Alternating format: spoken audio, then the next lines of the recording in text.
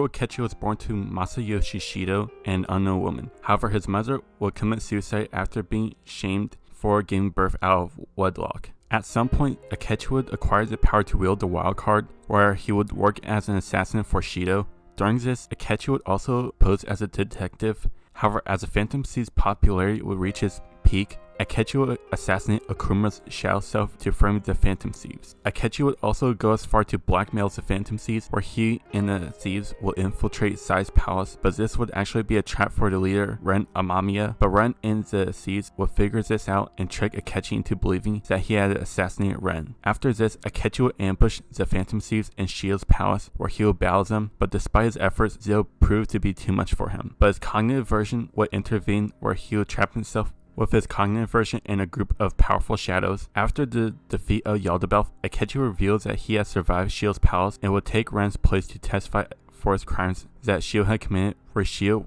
would be brought to justice. On New Year's Day, everyone would realize that reality had been altered by Ren's friend Dr. Maruki, but would reject Maruki's reality, where he would team up with the Phantom Thieves, where they would defeat Maruki, where reality would return. However, Akechi's fate after this remains unknown. Sumire Yoshizawa was born to Shinichi Yoshizawa and an unknown woman. During her upbringing, her and her sister would train in gymnastics. Despite the two being on very good terms, eventually Sumire would become jealous of her sister, being better than her in every way. This would be the driving point of developing a toxic mindset where she wished to become Kasumi or die. This will unfortunately be the climax, where, overcome with stress one day, she would run away from Kasumi after a training session. After almost being hit by a car, Kasumi would push her out of the way, taking as a hit instead, resulting in Sumire's crippling depression worsening as a result. Sumire would be introduced to a therapist, Dr. Maruki. From that day forward, she would pose as Kasumi, assuming that Sumire had died instead. This would be around the same time where she would enroll to the Shujin Academy, where she would eventually become friends with Ren Amamiya. But on one day, Sumire would unintentionally enter the metaverse, where she would witness a cognitive version of Kasumi being taken out by a shadow. After awakening her persona and escaping, she would be given a chance to join the Phantom Thieves, but reject the offer.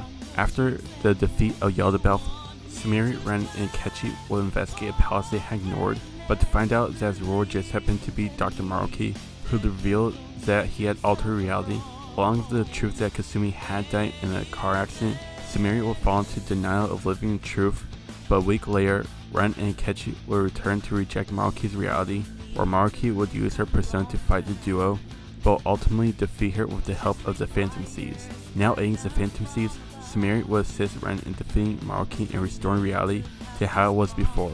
After this, Sumire will see Ren off as he returns to his hometown.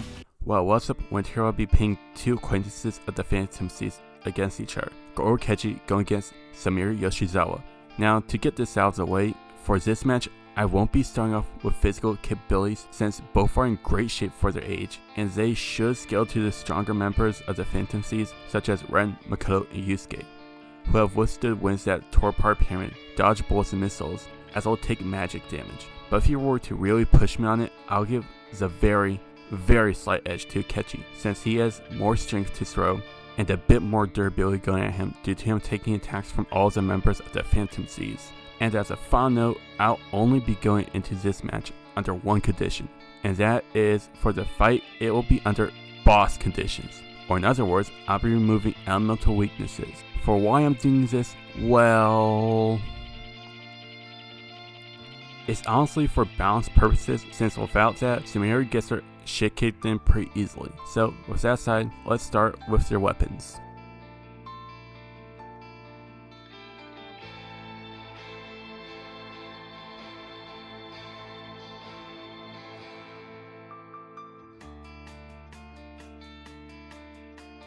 Akechi has two weapons. His primary weapon is a serrated sword designed to deal fatal damage when striking an opponent. His secondary weapon is a laser pistol that fires 5 rounds before needing to be reloaded. Robin Hood uses a bow that fires blessed arrows, and Loki uses a bastard sword. Sumire has two weapons. Her sword is a rapier that is more built for stabbing rather than slashing.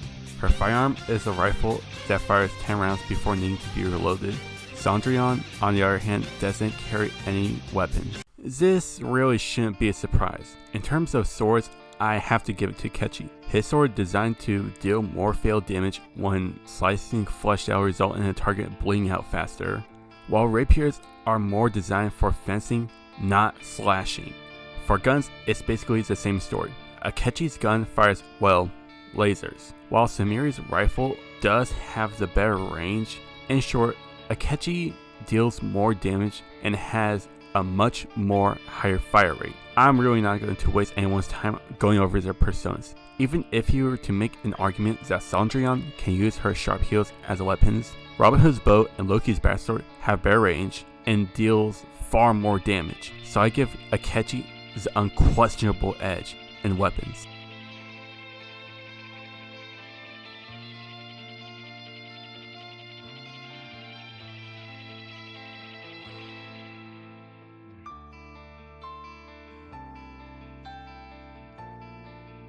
Now, as a quick disclaimer, I won't be giving Akechi access to Hayward since he has only one showing of it, and that's against his final fight with Dr. Maruki, so I'll be excluding it. And honestly, it's just a reskinned version of Robin. Akechi has two personas. Robin Hood uses powerful curse and bless spells with one powerful physical attack and two all-might spells. He can revive an ally with full HP and debilitate that decreases the attack, defense, and agility of one foe, and has skills for both bless and curse spells.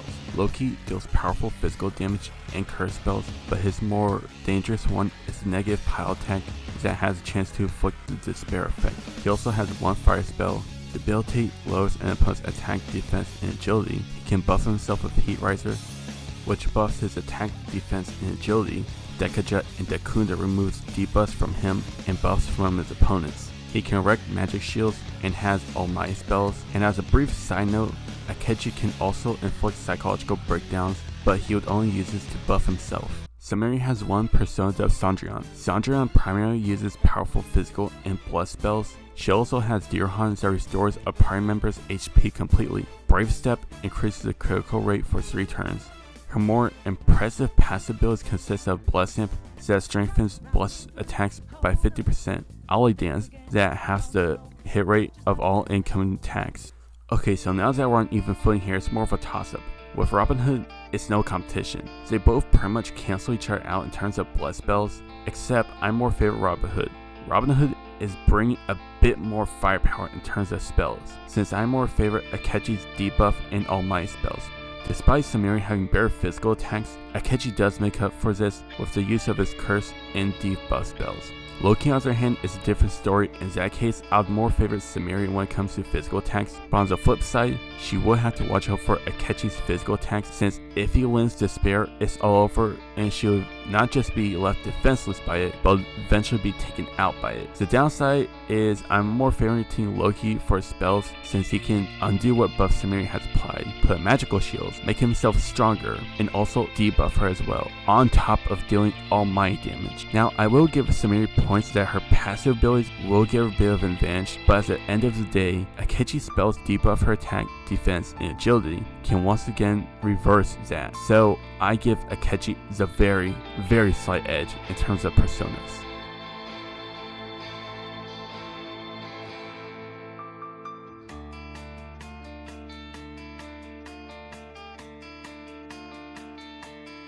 Just like all combatants who use weapons, I'll be using Star Wars lightsaber fighting forms to better analyze and illustrate a combatant's approach to combat.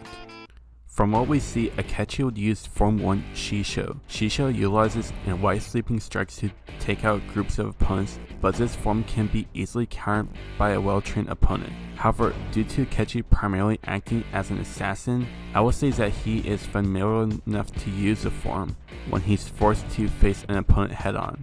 As tactician, Akechi is a ruthless combatant, fighting tooth and nail until his opponent is murdered. When it comes to Robin Hood, there is not much to say, primarily preferring to keep his distance and fire his bow. And Loki only has one showing, and that's with a brief scuffle with Arsene, which was quickly defeated.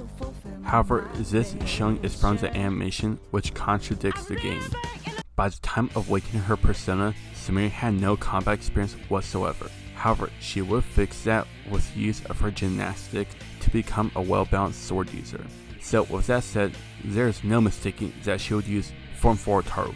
Ataru utilizes in acrobatics and aggression to overwhelm an opponent. However, the form isn't well developed to use in close quarters combat. Aside from that, she's shown to be capable of taking down shadows on her own or even with a team. As combatant, there's a lot to be desired. On one hand, she does make up with her lack of experience with the use of her gymnastics, but much like Akechi, I'll say she's familiar enough to use the form. Aside from gameplay material, Sanjian prefers to keep her distance and fire spells. But aside from that, there's really no visual evidence to determine how good Sanjian is in a combative sense. Okay, I think this is fairly clear-cut. Akechi has been Shido's assassin for years, while Sumire has only become familiar on how to use her persona for about a few months. Speaking of which, in terms of personas, I have to favor Akechi by default since we really don't have any visual evidence on Sanjian. As far as swordsmen go, I'll actually slightly favor Sumire. Ataru is more versatile, and due to Akechi's acting more as assassin and only engaging in combat when necessary, leads me to believe that Sumire would likely be a better sword user. Despite the two pretty much even out due to how they are familiar with each other's forms, Akechi is a much more ruthless combatant. Furthermore, Akechi managed to stalemate Ren, who uses Ataru much more better than Sumire. Now, one could argue that Sumire can hold her own without the aid of a team, and you could be right, but Akechi has done the same except much more longer than Sumire. So overall, I give Akechi the edge in combat skills and tactics.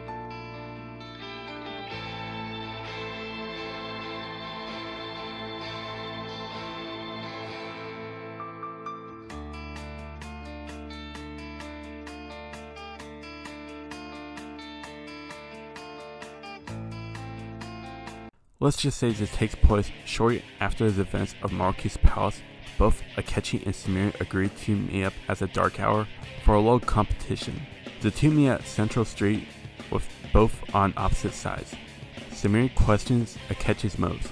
I think you know it's currently the dark hour, an extra hour of the day where shadows roam the streets. That means we can fight until it's over. Akechi dons his black mask attire. Sumire does the same. I'll take that you accept my challenge. I do, and I'm going all out. Very well, but don't expect me to go easy either. Akechi starts off by summoning Robin Hood, while Sumire summons Saldrion, which start off by firing blood spells before switching to physical attacks. Akechi recoils back from one attack before the two engage in close quarters combat to allow their personas to do the rest. Despite the ace detective holding his own, however, Violet manages to push Akechi on the defense with her Taru. But that comes to an end when Akechi blade locks with Sumire and begins to overpower her due to Robin Hood weakening Sanjian with Debilitate. Akechi forces her back and slashes her across the stomach, causing Violet to recoil back as blood spills from her wound. Before Akechi could go for another slash, the stinging pain of his persona being slashed apart erupts across his body. Sumire takes an opening to heal herself, while the assassin summons Loki to remove her buff before activating Heat Riser on himself. Allowing Loki to take care of Sanjian, the persona is pushed on the defense. Seeing an opening, Sanjian slashes Loki across the upper body with her heel, giving Sumire enough time to activate Brave Step. Akechi lets out a growl and in turn retaliates with a flurry of power strikes to push back Sumire. However, the gymnast manages to keep out of his range to land a few quick slashes of her own. The assassin is brought to one knee when Loki is sent into a wall. Akechi looks up to see the barrel of a rifle locked on the center of his mask. Enraged, Akechi activates Megidolon that destroys a good portion of the block. Violet is sent back several feet and as a result destroys her persona. Akechi wastes no time closing distance, landing several fatal slashes. Stumbling back, Violet summons Sanjian and activates Brave Step before jumping into backflip to dodge a slash from Akechi. Whilst in midair, she shoots the assassin through the back of the leg to activate Dirahan. More noise than anything, Akechi uses Decajet to remove Violet's buff and Debilitate before driving himself psychotic. The ace detective sends Loki onto Sanjian as Akechi engages with the gymnast. Their next swordplay is brutal. Now having a feel of her fighting style, Akechi lands one fatal blow on her leg, hindering her movement, while the assassin takes one stab through his shoulder. Now in the grapple, that is until Loki slams Sanjian into the ground before destroying the persona with a point-blank Megidolon. Sumire lets out a pain scream, giving Akechi the opening to disarm her of a rapier and backhands her to the ground with his gun aimed onto her skull. Sumire surrenders and heals the two of them with Dear Han, and with that I declare Goro Akechi, the Black Mask Assassin, the winner. Well, even with elemental weaknesses removed, I'm still not surprised. Now, to answer any questions, I did this because I want to use more Persona characters, and second, I was curious on how close this would be on even terms. But even with weaknesses removed, I still saw Akechi winning. But I'm still satisfied that it was close, since under normal circumstances, Sumire is fucked, since none of her spells can hurt Akechi, and he has all my spells to fall back on. Physically, Akechi is hitting back harder with bare feet to go off of, while Sumire, she only has scaling to go by. And before anyone brings up that she held her own against Ren and Akechi, sure, this is true, but this was when she was unstable, having her persona extracted from her by Dr. Maruki, while Akechi did a much more better job and powers through taking hits from all of the members of the Phantom Thieves. Weapons was an easy category. Akechi's sword deals more damage and is simply overall better than Sumire's rapier. I'm not going to waste anyone's time on their range or persona weapons. Just compare them and then let me know who has better weapons. And speaking of which, their personas on the other hand is a lot more simple. Sure, their blood spells cancel each other out, and despite Sumire having better physical attacks, what ultimately decided this was who had better spells, and when it came down to that, there are several problems with Sumire. Robin Hood can deal insta-kill for both Bless and Curse, and speaking of which, also Loki has Curse spells and All Might spells on top of debuffing Sumire. Loki can undo all of her buffs. As combatants, it's pretty complicated, that I could still see going either way, but to me, Otaro would be a more reliable, but on the flip side, Akechi has been Shield's assassin for years, while Sumire had only had Persona for a few months, and within those months, she hasn't faced much combat, and when it comes to personal combat skills, Akechi at least knows his way around a sword, and if anything, Akechi has already faced someone who uses Otaro way more better than Sumire. But I'm just going to end there before it turns out to a longer rant than it already has to be. And of course, these are just my thoughts. Do you think that the Pancake Boy has what it takes to beat the gymnast? Or does Violet have the right training and experience needed to dethrone the ace detective? Let me know in the comments below, and if I missed anything or overlooked something. With that, be sure to like, comment, subscribe, follow me on Twitter if you care about that, and I'll see y'all next time. Infinite in mystery is the gift of the goddess. We seek it thus, and take to the sky. Ripples form on the water's surface. The wandering soul knows no rest. Loveless, Act 1. You remembered.